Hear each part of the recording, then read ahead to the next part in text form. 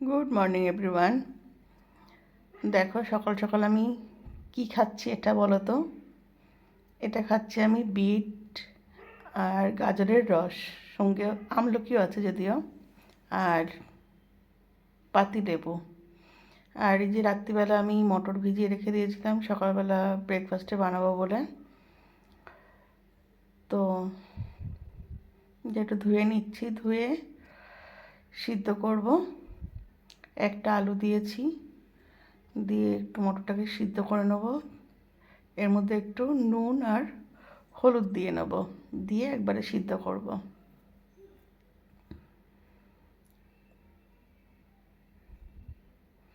সকালবেলা উঠে আমার গোপাল টোপাল তোলা হয়ে গেছে।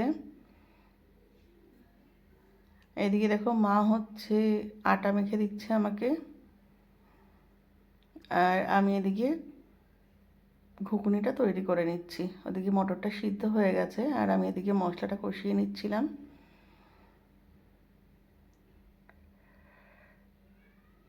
তো গোপাল তুলে এসে আমি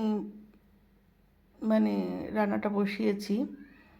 আর যেহেতু আমি ওই রসটা খেলাম, রস বলতে বিট গাজরের যে রসটার কথা দেখালাম তোমাদেরকে, ওটা বেশ কিছুদিন খাওয়া হচ্ছিল না, আজকে থেকে আবার খাওয়া স্টার্ট করেছি। ওর মধ্যে বিট, গাজর, আমলকি, আদা আর হলুদ, এই কটা জিনিস দিয়ে রস করে খাই মা আর আমি। এই যে দেখো রুটিগুলো করছিলাম, কিন্তু আমার না রুটি ভালো ফোলে না। এর আগেও আমি তোমাদেরকে বলেছি বা দেখিয়েছি। এই যে ঘুগনি হয়ে গেছে, এদিকে চাটা বসিয়ে দিয়েছি। তো রেডি হয়ে নিয়েছি দোকানে যাওয়ার জন্য। একেবারে স্নান টান করে গুছিয়ে যাচ্ছি, কারণ এখন ঠান্ডা পড়ে যাচ্ছে, তো বেলায় এসে স্নান করতে কষ্ট হয়। আর প্রচণ্ড হাওয়া ছেড়েছে, কিন্তু আজকে ঠান্ডাও পড়বে বেশি। তো চলো দোকানে গিয়ে আবার কথা হচ্ছে তোমাদের সাথে। তো দোকানে চলে এসেছি, এসে দোকান ঝাড় দিয়ে জল দিয়ে বসে আছি। দেখি, কালকেও তো সে সারাদিন বসেছিলাম, সেভাবে এখন সেই অর্থে কাস্টমার নেই, জাস্ট পুজো গেল। তো আবার এই বিয়ের অকেশান আসছে, তখন আবার যাই হোক, এবার সব দিন তো সমান যায় না। মাঝে মধ্যে এরকম দু একদিন করে এসে চুপ করে শুধু বসেই থাকতে হয়। সেরকমই এখন এই কালকেও বসেছিলাম, আজকেও বসে আছি। সকালবেলা মোটামুটি কাজকর্ম গুছিয়ে এসেছি, বললামই তো স্নান করে এসেছি। তারপর বাড়িতে গিয়ে আবার রান্নাবান্না দেখে কিছু করতে হবে, মা করুক আর আমি করি। যদি মা বসিয়ে দেয় গিয়ে বাকিটুকু আমি করবো, আর যদি মার হয়ে গিয়ে থাকে তাহলে করতে হবে না। এই দোকানে এসে বসে থাকতে না বিরক্ত লাগে এক সময়, তাই ভাবলাম যখন ফ্রিলি বসেই আছি, চলো তোমাদের সাথে একটু কথা বলি। আর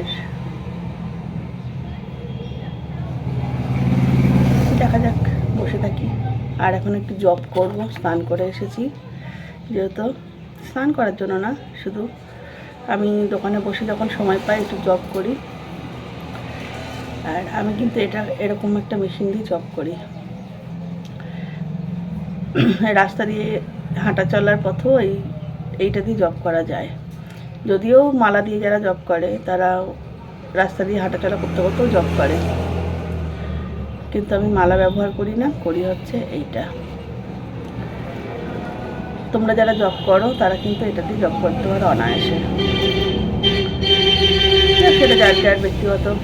এইখানে বসে না কথা বলা যায় না, যেহেতু একদম রাস্তার উপরে আমার দোকান, প্রচণ্ড গাড়ি ঘোড়ার আওয়াজ।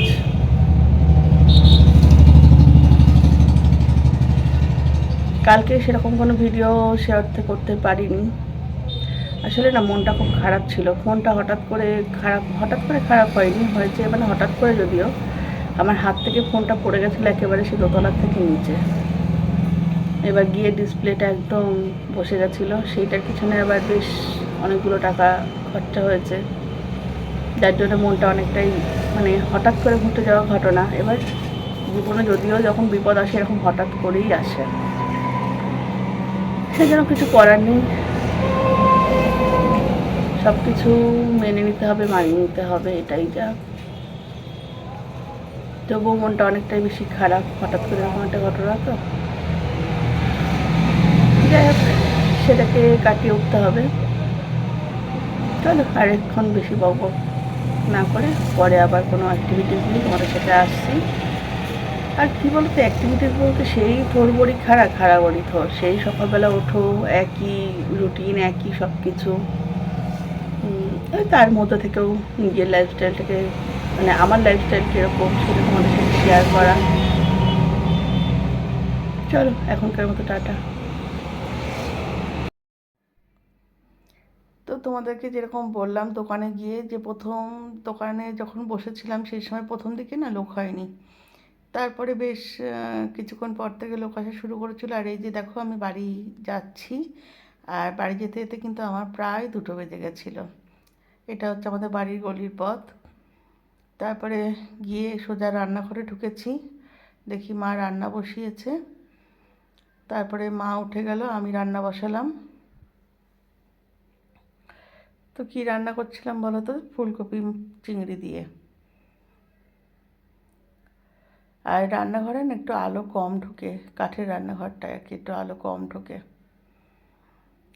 তো এই যে মশলা টশলা কষিয়ে একেবারে বসিয়ে দিয়েছিলাম, আর অনেকটা বেলা হয়ে গেছিলো, খিদেও পেয়ে গেছিলো জানো তো।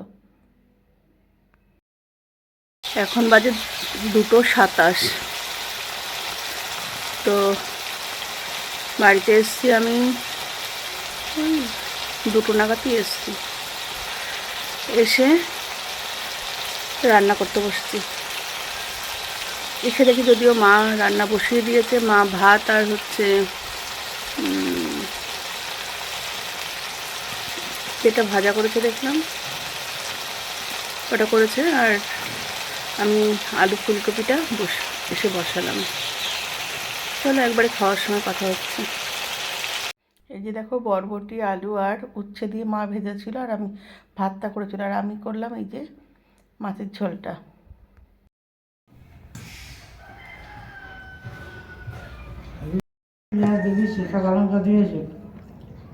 উচ্ছেগুলো আগে একটু ভেজে নিতে পারো নি, তাহলে এত তেতো থাকতো না। তেতো থাকবে বলেই তো মানে করেছে, অত তেতো উঠে গেলে তাকে ভালো লাগে, যা তেতো জিনিস হালকা একটু তিতকুটিয়ে না লাগলেই ভালো লাগে। হালকা গাঢ় কোনোটাই না, তেতো। আগে যদি তুমি হচ্ছে উচ্ছেটা ভেজে নিয়ে এগুলো ভাজতে, আমি একটা করেই করি।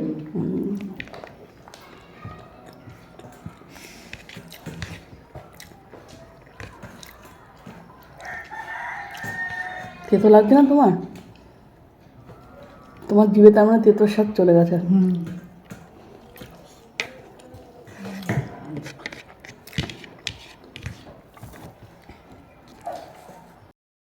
খেয়ে দিয়ে উঠলাম, এবার একটু রেস্ট নেব, তারপরে আবার দোকানে যাব। চলো বেরোনোর সময় কথা হচ্ছে, একটু রেস্ট নিয়ে নিই তারপরে। এই যে দেখো সন্ধ্যাবেলায় দোকানে বসেছিলাম, কোনো লোকজন ছিল না যখন, তখন বসে একটু দোকানে ভিডিওটা করছিলাম তোমাদের সাথে শেয়ার করব বলে। আমার দোকানটা ছোট যদিও, তাও এই আর কি। কমেন্টস করে জানিও কেমন লাগলো আমার দোকানটা তোমাদের।